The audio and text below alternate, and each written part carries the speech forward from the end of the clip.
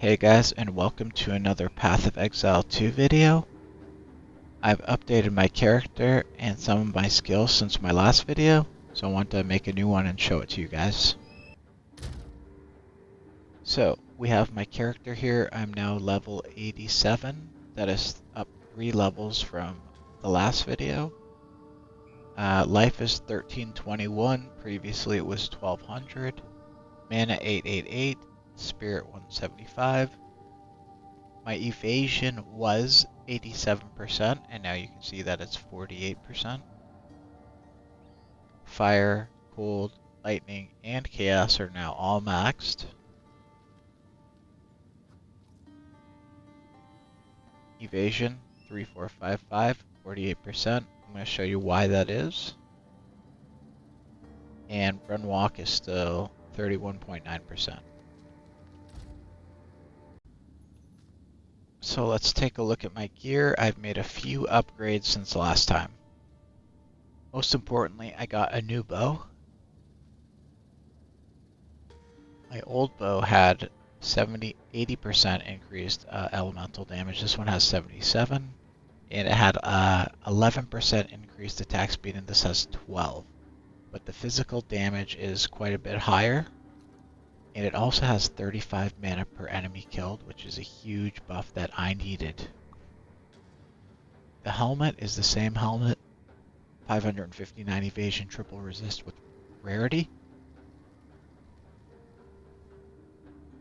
The quiver is 100% chance to pierce, 54% increased damage with bows, critical hit chance 26%, and increased attack speed with 42 life per enemy killed. The chest piece is a double resist piece with 40 spirit and 16-18 evasion. The amulet is 32% evasion, 35 spirit, 15 rarity, 16 all attributes, 15 all resistances, and 29 fire resist. This ring is 23% fire resist, 21% increased lightning damage, some good stats to strength and intelligence, an insane 58% increased mana regeneration rate. But what really makes this ring overpowered is the 22% increased damage from the Corrupted, which gives it more damage than my other ring. My other ring is plus 9 to all elemental resistance, adds some cold damage, 30% lightning damage, some dexterity and mana, and a little bit of cold resistance. We have my boots, same boots as before, 30% increased movement speed, 26 rarity, 25 fire resistance, 34 lightning resistance. And then we have my belt, which is a triple resist belt with some mana. Same one I had before. And my other upgrade was my gloves. So it has less evasion than my old gloves. It has dual resists, but it also adds a lot of mana and 49 life per enemy killed, which is really important. I've upgraded both of my flasks. I now have 1877 life with 0.25 charges per second, and same with the mana, 644 with 2.5 charges per second. And that's just my golden charm to increase rarity. And that's it for my gear. So let's take a quick look at my skills. Same skills as before. Lightning arrow, only I've gained a perfect jeweler's orb, so I've opened up another slot. So now we have martial tempo, primal armament, lightning infusion, heft, and rising tempest. For lightning rod, we have scatter shot, magnified effect, lightning exposure, and conduction. And at the moment, I'm pretty set on both these setups. I'm liking them a lot. Magnetic salvo, I have hourglass, concentrated effect, lightning penetration, and I've just opened up another slot. Not sure what I'm going to put in there yet. Herald of Thunder, +1 level supported lightning skills. Innervate, which buffs our main attack, 35%.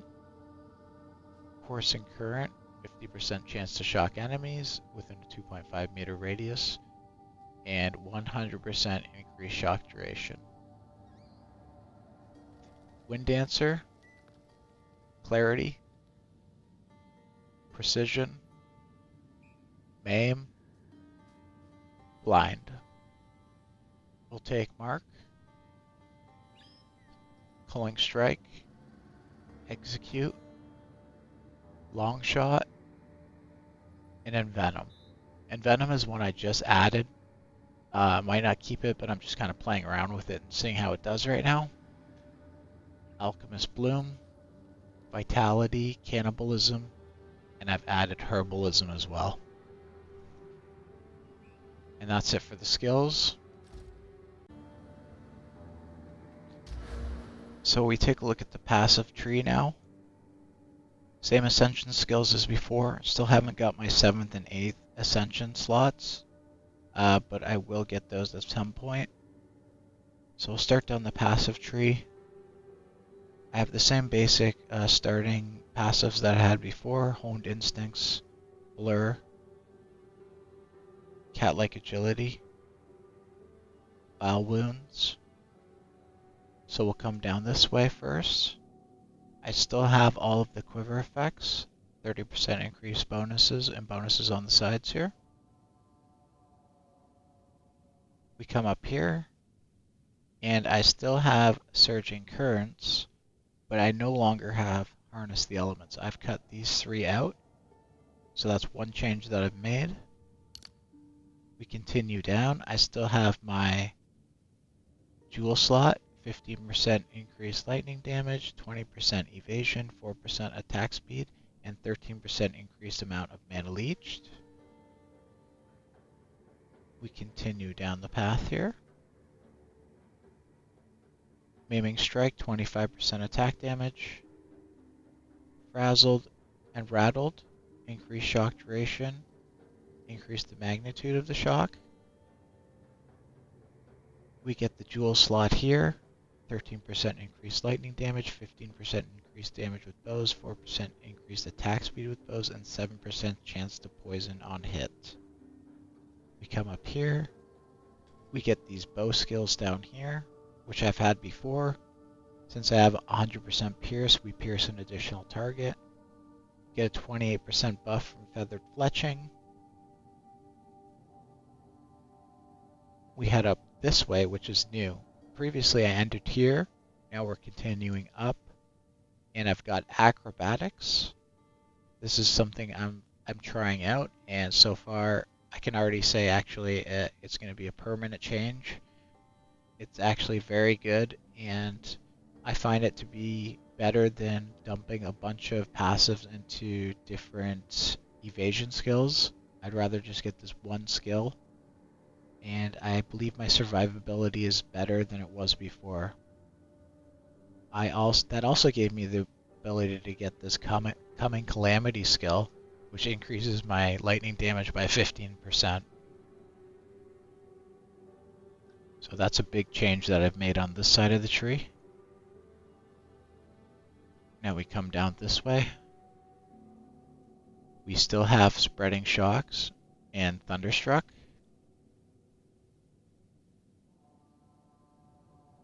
Okay, and we come down this way. So these are the evasion skills that I took out to get Acrobatics. We come left down here. We get the Jewel slot right here, 15% increased lightning damage, 5% charm effect duration, 3% increased attack speed with bows, and penetrate 6% lightning resistance. We head down here. We get Boldened Avatar, 25% increased electrocute buildup, and then we get Forces of Nature, attack damage penetrates 15% of elemental resistances. We head down. We still have Flash Storm. We still have Lightning Rod.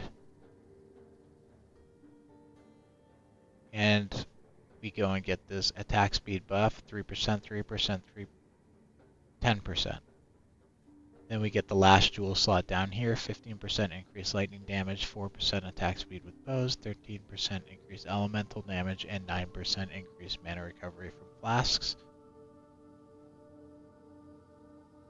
We also branch down this way, and we pick up this Jewel slot, 15% increased lightning damage, 4% increased attack speed with bows, 9% increased elemental damage, and 9% increased life recovery from flasks.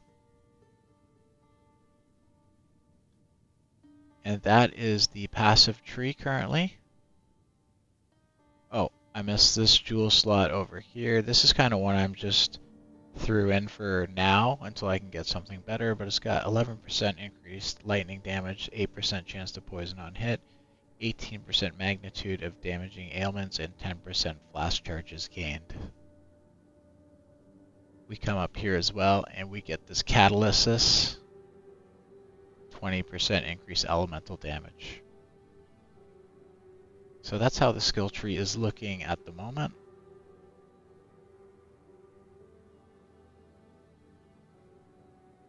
So I've made a couple changes, but they're very important changes.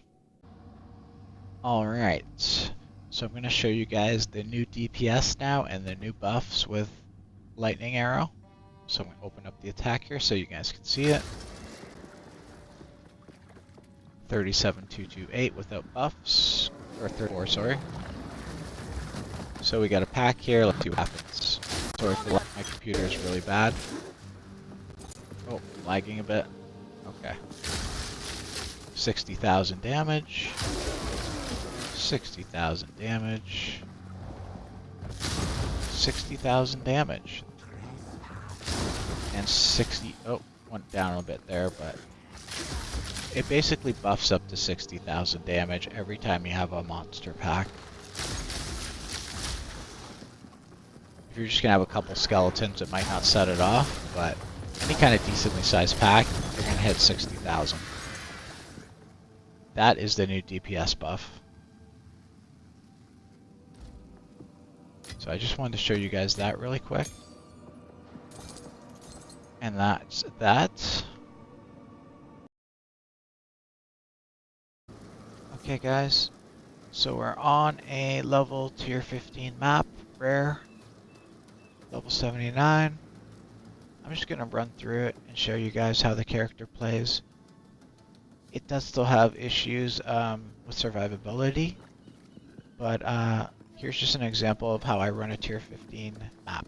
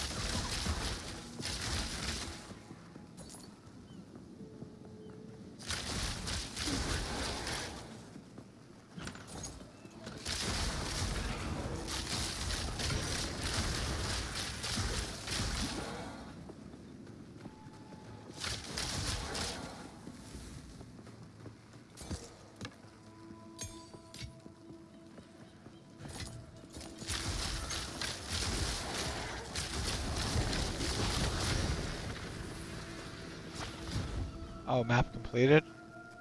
Well, that didn't take very long.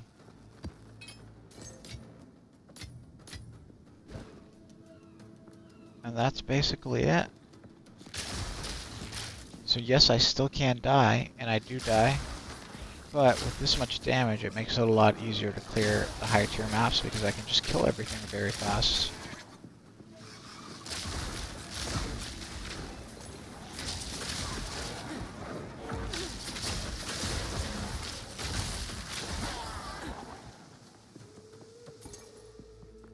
Okay. And that is that.